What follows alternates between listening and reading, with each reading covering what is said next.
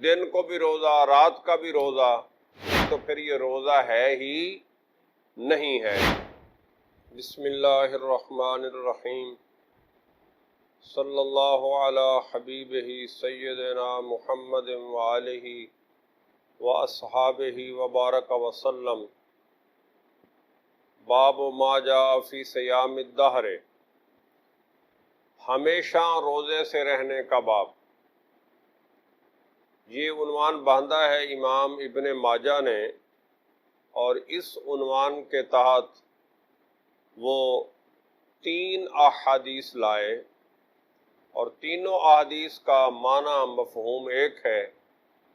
پہلی حدیث جس میں نبی کریم صلی اللہ علیہ وسلم نے فرمایا من صام الابد، جس نے ہمیشہ روزہ رکھا، فلا صام ولا افطر، نہ تو اس نے روزہ رکھا اور نہ ہی افطار کیا۔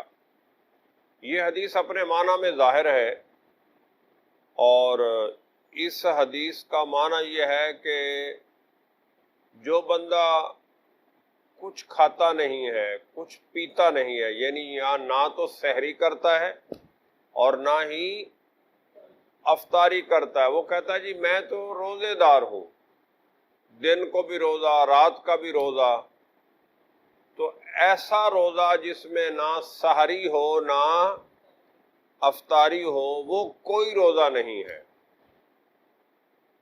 ایسا روزہ نہ افطاری ہو، مسلسل روزہ، یہ اس کے مشابہ ہے جو رسول اللہ صلی اللہ علیہ وسلم نے یوم وصال کے روزے رکھے تھے، یعنی وہ نہ تو سحری کرتا ہے اور نہ ہی افطاری، تو پھر یہ روزہ ہے ہی نہیں ہے۔ اس اعتبار سے یہ حدیث اپنے معنی میں ظاہر ہے۔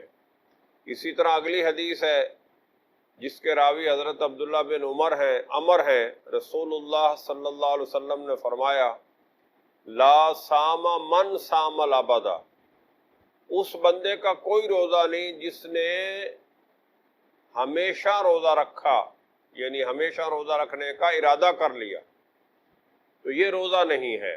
روزہ وہی ہے جس میں سحری بھی ہو، اور اگر کوئی بندہ سحری بھی کرتا ہے اور افطاری بھی کرتا ہے اور پھر روزانہ روزہ رکھتا ہے، تو یہ روزہ ہو جائے گا اور یہ جائز ہے۔ البتہ اگر اس سے طبیعت میں ضعف آئے، کمزوری آئے، اور معمولات زندگی میں کہیں پہ جا کے کمزوری کی وجہ سے کوئی مسئلہ کھڑا ہو، کوئی رکاوٹ ہو، تو پھر ایسا روزہ رکھنا مکروہ ہے، یعنی روزانہ روزہ رکھنا سحری کے ساتھ افطاری کے ساتھ، بلا ناغہ روزہ رکھنا سحری اور افطاری کے ساتھ، اگر اس طرح یہ جائز ہے، یہ روزہ جائز تو ہے۔ رسول اللہ صلی اللہ علیہ وسلم ماہ شعبان میں مسلسل روزے رکھتے تھے، بلا ناغہ بغیر وقفے کے رکھتے تھے، اور پھر ماہ رمضان میں بھی بندہ روزہ مسلسل اور بلا ناغہ رکھتا ہے، یہ جائز تو ہے۔ لیکن اگر کوئی بندہ سال بھر ایسا ارادہ کر لے کہ میں پورا سال یا زندگی بھر ایسا روزہ رکھوں گا کہ اس میں سحری بھی کروں گا اور افطاری بھی کروں گا لیکن روزے کا ناغہ، تو یہ جائز ہے۔ کب؟ طبیعت پر کوئی بوجھ، کوئی پریشانی، کوئی کمزوری کا خدشہ نہ ہو، اور اگر طبیعت کمزور ہو رہی ہو، معمولات زندگی اس کی وجہ سے ڈسٹرب اور خراب ہو رہے ہو، تو پھر یہ مکروہ ہے۔ لیکن کون سا مکروہ ہوگا؟ تنزیہ ہوگا۔ بات سمجھ آ گئی ہے؟